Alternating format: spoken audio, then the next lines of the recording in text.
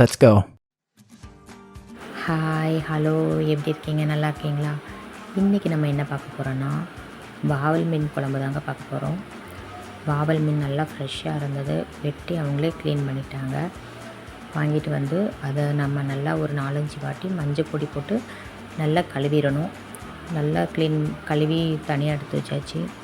அதுக்கப்புறம் ஒரு அடுப்பை பற்ற வச்சுட்டு சட்டியை நல்லா சூடானதுக்கப்புறம் தேவையான அளவு எண்ணெய் ஊற்றிக்கங்க.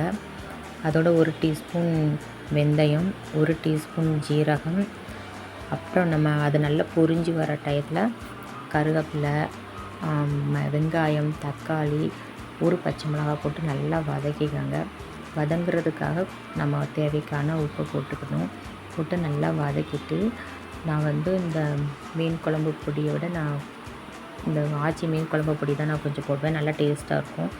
அது கொஞ்சம் போட்டுக்கோங்க. போட்டு அதோட கொஞ்சம் தண்ணி ஊற்றி அதை நல்லா கொஞ்சம் கொதிக்க விடுங்க. பச்சை ஸ்மெல் போகிற அளவுக்கு கொதித்த உடனே மீன் அதில் போட்டுட்டு அது நல்லா கொதித்து வரையில் பாதி வேகையில் அதோட தேங்காய், 1 தக்காளி, அதுக்கப்புறம் கொஞ்சம் பொடி வெங்காயம் 1 கைப்பிடி போட்டு நல்லா அரைச்சி அதில் 2 பூண்டும் போட்டுக்கோங்க. போட்டு நல்லா அரைச்சி குழம்புல ஆட் பண்ணிக்கோங்க.